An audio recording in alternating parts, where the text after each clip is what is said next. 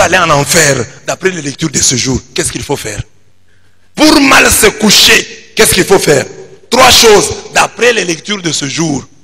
Parce qu'il y a des gens parfois qui suivent les enseignements, ils ignorent que l'Église catholique, nous avons des textes.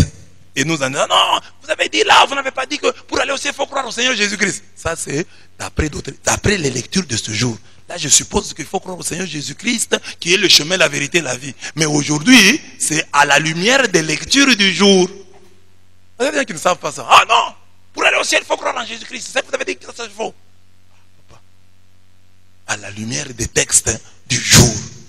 Nous avons lu aujourd'hui Jérémie. D'après Jérémie 17, 5 à 6. Tu veux aller en enfer. Confie-toi en l'homme en t'écartant de Dieu. Ainsi parle Yahweh. Maudit l'homme qui se confie en l'homme, qui fait de la chair son appui et dont le cœur s'écarte de Yahweh. Il est comme un chardon dans la steppe. Il ne ressent rien quand arrive le bonheur. Il se fixe au lieu brûlé du désert, terre salée où nul n'habite. Jérémie 17, 5 à 6. Ce texte est souvent mal compris. Il ne nous invite pas à nous méfier totalement de l'homme pour mieux nous confier en Dieu. Une telle interprétation serait en contradiction avec de nombreuses autres écritures qui disent par exemple que le fruit de l'esprit, c'est charité, joie, paix, longanimité, serviabilité, bonté, confiance dans les autres. Donc, avoir la confiance dans les autres, c'est un des fruits de l'esprit. Oui, ou c'est une partie du fruit de l'esprit. Douceur, maîtrise de soi. Contre de telles choses, il n'y a pas de loi. Galates 5, 22 à 23. La Bible aussi dit, 2 Chroniques 20, 20. Ayez confiance dans le Seigneur votre Dieu et vous serez invincibles. Ayez confiance dans ses prophètes et vous réussirez. 2 Chroniques 20, 20. Donc, nous devons faire confiance aux hommes. Mais quelle confiance devons-nous faire aux hommes? Aux hommes, une confiance relative. À Dieu et à Dieu seul, une confiance absolue. Donc les hommes, nous leur faisons confiance avec réserve. Mais celui à qui nous faisons absolument confiance, c'est Dieu. Que retenir donc? Notre confiance en Dieu doit être absolue. Notre confiance dans les hommes doit par contre être relative. Si nous nous confions en l'homme, alors que notre cœur se détourne du Seigneur, soyons sûrs d'une chose. Nous dormirons dans des sales draps, ici et là-bas. Celui qui met sa confiance absolue en un homme dormira dans des sales draps, ici et là-bas. Et j'ai dit que l'enfer de celui qui met la confiance, sa confiance totale, absolue dans l'homme, commence sur la terre, dans les déceptions, dans les ingratitudes, dans les trahisons, les félonies. Si tu mets ta confiance dans l'homme, l'homme te décevra. L'homme, confiance absolue, il te décevra. Regardez, c'est Dieu seul qui connaît la valeur de nos sacrifices. Vous savez aujourd'hui, quand vous êtes levé le matin, moi je suis votre curé, mais je ne sais pas le sacrifice que tu as fait. Tu peux venir ici en retard et je vais fermer la porte. Mais Dieu lui sait que tu étais malade. Que arriver en retard là, c'est le fruit d'un effort terrible. Mais moi je ne sais pas. C'est pourquoi il faut mettre sa confiance en Dieu. Les hommes ne verront jamais vos sacrifices. Papa, ta femme ne verra jamais tes sacrifices. Maman, ton mari ne verra jamais tes sacrifices. Le mari et la femme se contenteront de ce qu'ils te donnent. Hein? Ah, je t'ai donné $100. Qu'est-ce que tu en as fait? Peut-être avec les $100 là, la femme a aidé ta mère. La femme a aidé ton frère. Toujours dans les 100 là. Elle n'a pas voulu te dire. Mais toi tu vas dire $100. $100 c'est terminé seulement maintenant. Mais Dieu lui sait le sacrifice que tu consens. Dieu sait. L'homme va toujours, la tendance de l'homme c'est de mépriser. C'est ça l'homme. Mais il n'y a que Dieu qui dit, un seul verre d'eau fraîche donné à l'un de ses petits. Pour ce verre d'eau, il te payera. Dieu paye pour les verres d'eau. Amen. Il est le seul Dieu qui ne profite pas de nos erreurs. Tous ces gens que vous voyez ici, qui prétendent vous aimer, profiteront de vos erreurs. Ils vous craignent encore parce que vous n'en commettez pas ou vous en commettez mais ils ne sont pas informés. Dès qu'ils auront l'information sur vos erreurs, ils vont en profiter. Pour vous enfoncer. Pour vous enfoncer. Il n'y a que Dieu qui nous connaît et qui ne profite pas. Qui ne profite pas de nos erreurs pour nous enfoncer. Lui sait, hein? C'est que chacun fait dans le secret, il sait. Mais il garde tout ça. Il gère tout ça à son niveau. Mais nous, dès que tu sais quelque chose que fait l'autre, d'abord tu peux même l'appeler pour l'inquiéter. Tu sais que je sais que. Tu sais que je sais que. Tu fais ça et tu fais ça, tu fais ça. Ne blague pas avec moi. On raconte une histoire d'un frère, un grand et un petit dans la maison. Le petit a abîmé, c'est pas quel appareil. Le grand frère a vu ça. Et le grand frère profite maintenant. Dès que le petit frère a un petit pain, donne-moi le pain. Je n'ai pas encore mangé. Donne-moi. Sinon je vais dire à maman. Donne-moi. Lui a mangé sa part. Donne-moi ta part. Je n'ai pas mangé. Je vais dire à maman. Le petit fatigué, il a dit maintenant, dis à maman. Dans lui-même a dit, moi-même je fais, maman, le fer a repassé là, c'est moi qui avais abîmé. Frappez-moi que ça se termine. Voilà le grand frère. Il ne profite pas pour nous mater, pour nous exploiter, pour nous opprimer. Lui, il laisse. C'est pourquoi il faut mettre sa confiance absolue en lui. Parce que lui ne nous décevra jamais. Parce que lui ne profitera jamais de nos erreurs. Parce que lui connaît vraiment la valeur de nos sacrifices. Donc, mettons, tu ne veux aller en enfer, mets ta confiance en l'homme. Et la confiance en l'homme, les gens veulent dire, ah, moi je ne mets pas ma confiance en l'homme. Je vais vous montrer que vous mettez votre confiance en l'homme. Quand tu es chrétien et que tu venais à l'église, un jour, quelqu'un vient te rencontrer. Maman Anita, vous savez ce qu'on dit de notre curé? On dit qu'il a une femme à Lubumbashi. Par exemple, tu apprends ça. Tu vas bien prier ici. Dès que tu arrives ici, le Saint tu ne vas plus prier. C'est que quelque part, tu mettais ta foi dans le curé. Tu vas aller en enfer. Maudit soit l'homme qui met sa foi en l'homme. Comme moi je suis ici, pensez que le pire peut m'arriver. Et accrochez-vous à Dieu. Oui, le pire peut m'arriver. Et vous savez ce que le diable fait. On peut avoir un pasteur, un prêtre qui a fait autant d'années de fidélité à Dieu. Mais les jours où il tombe, on le filme. Toi qui es mauvais, tu vas dire, c'est toujours ça qu'il a toujours fait. Monsieur, alors, tous ces gens qui ont abandonné la prière, qui ont quitté l'église catholique, que tu voulais, tu as mis ta confiance dans l'abbé. Tu as mis ta confiance dans le pasteur. Ah bon? C'est que tu avais mis ta foi dans l'homme. Parce que si ta foi c'est dans le Seigneur ne te décevra jamais. Tu es venu. C'est ce que je vous dis souvent. Tu viens à la fête.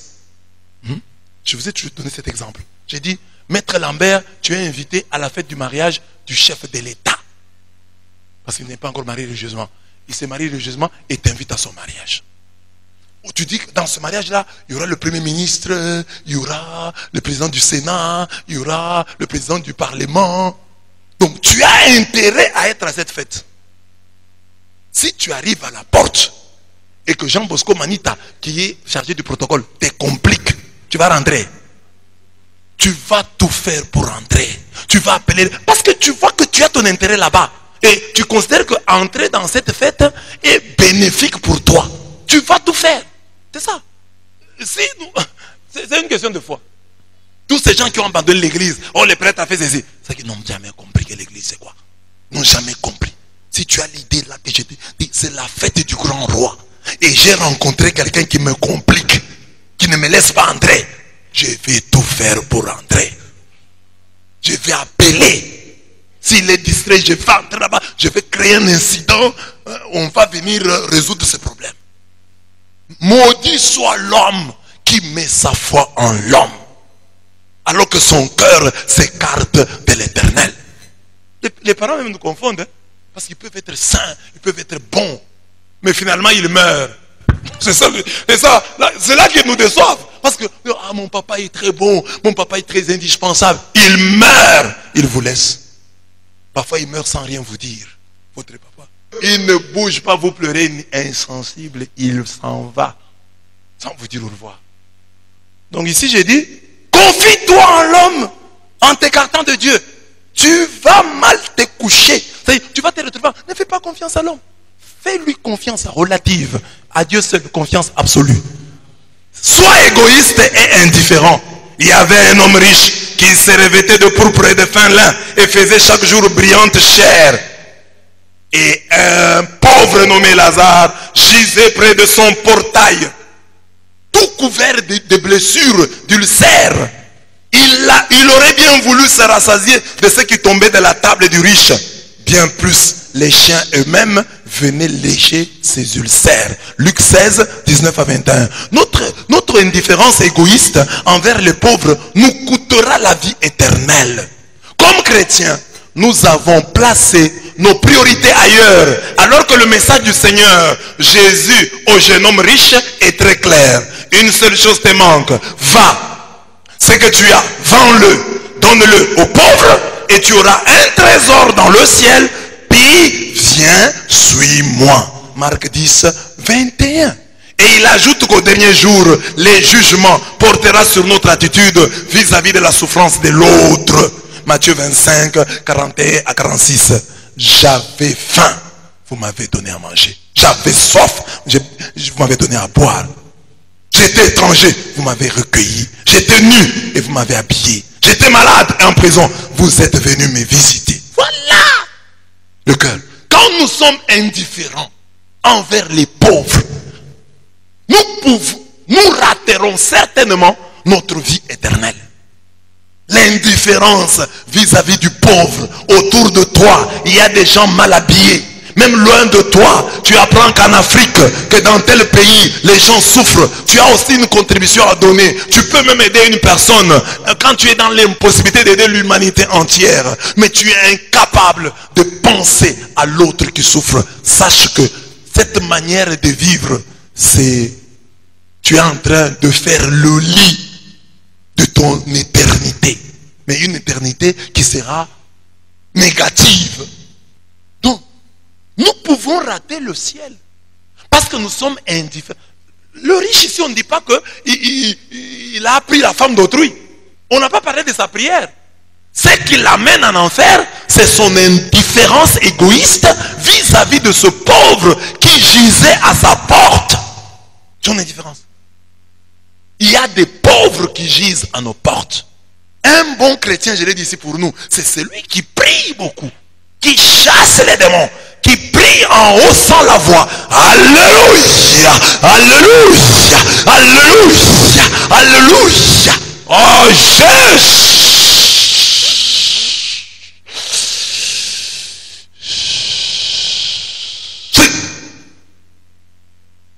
C'est un bon chrétien. Nous avons déformé la religion d'autrui de Jésus-Christ. C'est comme je vous l'ai dit souvent, il est difficile aujourd'hui de trouver des chrétiens de bonne foi. Et quand les gens à l'église disent,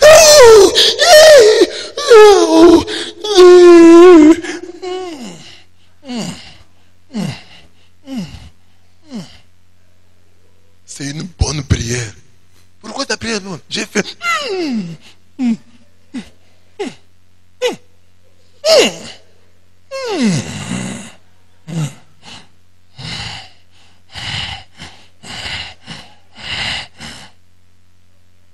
il est venu pour former des gens qui font comme ça. Les chrétiens d'aujourd'hui, quand ils voient un pauvre, c'est un sorcier. Tout pauvre est devenu sorcier, comme je disais hier. Chez nous, la veuve, c'est une sorcière. L'orphelin est sorcier, l'orpheline sorcière. Même les malades. Hein? Il y avait une fille ici au Congo qui avait une maladie comme ça, un sein long jusqu'au pied. Tous ceux qui voyaient cette fille-là, c'est une sorcière. Un blanc est venu, qui ne prie pas comme nous les noirs. Il a vu ça, non, on peut l'amener au Canada. On a amené la fille au Canada. On a arrangé. La fille là a le sein normal aujourd'hui. Il y a une fille du Kassai ici, qui a tourné les films, mais j'ai oublié le nom. Elle a été prise parmi les enfants. Ses parents l'ont chassée parce qu'elle était sorcière. Bon, c'est pas, il y a la bouffe qui, la famille l'a chassée. Cet enfant-là, un Canadien encore est venu, c'est pas cherchant des enfants. Il a vu cet enfant-là, elle était courageuse, elle parlait bien. On l'a prise. Elle est devenue actrice. Aujourd'hui, elle tourne des films au Canada. Elle a de l'argent. Maintenant, la famille commence à s'intéresser à elle. Amen. Ayons un bon cœur. C'est ça le carême, hein?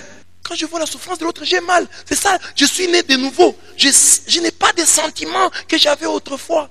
J'aime les gens. Je commence à avoir un bon cœur. Hein? Devant la joie de l'autre, je suis joyeux. Devant la souffrance de l'autre, j'ai mal. Mais c'est ça l'homme. L'homme est terrible, mes bien-aimés. Il peut prier pour toi. Oh, aujourd'hui, notre soeur ici n'a pas de travail et n'a rien. Nous prions, nous prions, nous prions. Dieu l'a béni. Et Dieu l'amène dans ton entreprise. Cette bénédiction de Dieu l'amène dans ton entreprise. Tu commences à la combattre. C'est ça. Pourtant, tu as prié pour elle. C'est-à-dire que pour nous, notre intercession, c'est que la personne reste toujours comme ça. Qu'on continue à prier pour elle jusqu'à la fin des temps. Parce que si Dieu restaure le frère, oh Dieu de gloire, donne du travail à mon frère, donne du travail à mon frère. Dieu dit, je vais lui donner du travail dans ton entreprise là. On l'engage dans la même entreprise que toi. Et il est plus aimé que toi. Et il commence à monter dans l'entreprise là. Tu seras content. C'est pourtant toi tu as prié. Tu es parmi les gens qui ont prié pour qu'il arrive là-bas. Dès qu'il arrive là, tu commences à le combattre. Le cœur de l'homme, dit le texte, est tortueux. Qui peut le connaître? Il y a des gens, vous vivez bien avec eux parce que vous êtes loin.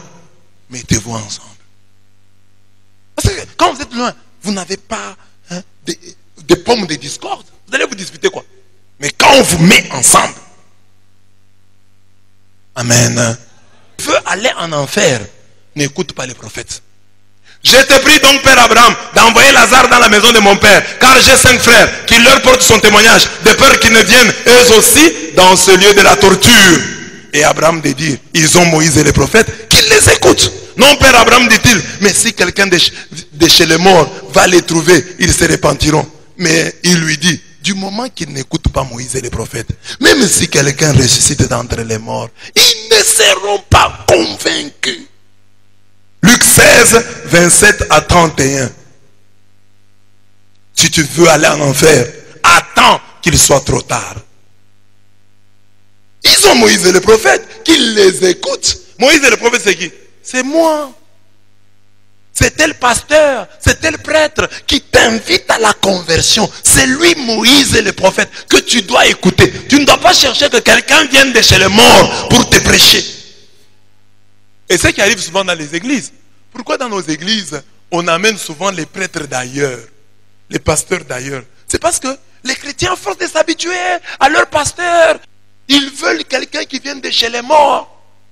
Vous voyez ce que je vous dis ici? Si un autre prêtre vient vous dire, vous allez commencer à dire, ça c'est vraiment bien. Mais pourquoi? Parce que l'homme veut qu'un prédicateur vienne des morts, vienne lui prêcher. Là, il est parce qu'en fait, quand le prédicateur venu de l'Hadès lui prêche, il a l'occasion de critiquer son prophète à lui. Moïse et le prophète, c'est nous qui vous prêchons, que vous écoutez chaque jour, que vous connaissez, mais que vous refusez d'écouter. Il y a un monsieur qui est mort, hein? Un pasteur là, j'ai mis son nom ici. Le pasteur Ekechukwu, Daniel Ekechukwu. Lui est mort, il est revenu à la vie. Il est nigérian. Bon, les Nigérians, comme ils ont des histoires qui racontent, mais disons ça. Il a dit, quand même, dans son témoignage, moi j'ai retenu une chose. Il dit que quand il est allé, il est mort. Il dit, au ciel, nous avons des dossiers. Et puis lui, il était sur le point d'aller en enfer. Parce que, comme pasteur, il avait volé l'argent de l'église. C'est Ekechukwu, Daniel Ekechukwu, pasteur nigérian qui est mort et revenu à la vie. Il dit ça. De ce témoignage, j'ai retenu que nous avons des dossiers chez Dieu. Je tiens à être un jour à ta grande fête. Aujourd'hui, je veux faire la joie de tes prophètes. Qu'ils écoutent Moïse et les prophètes. Lecteur riche, la mort peut venir à tout moment. Écoute Moïse et les prophètes disponibles. Les prophètes disponibles. Sache que Dieu a déjà exaucé cette prière de ton collègue riche. Car Jésus est déjà ressuscité des morts. Et il y a déjà beaucoup de gens revenus du pays de l'ombre de la mort pour nous parler de ce qui se vit outre-tombe. Je donne l'exemple de Daniel et Ketchoukou. Mais le meilleur exemple de celui qui est revenu des morts et qui nous a prêché, c'est Jésus-Christ. Jésus-Christ est ressuscité. Tu veux quelqu'un qui soit revenu des morts et qui nous prêche? Nous avons Jésus-Christ. Personne n'a plus raison de dire non, que quelqu'un revienne de mort. Jésus est le premier-né d'entre les morts. Il est revenu, il est mort, il est revenu nous prêcher. Alors maintenant, nous devons nous convertir.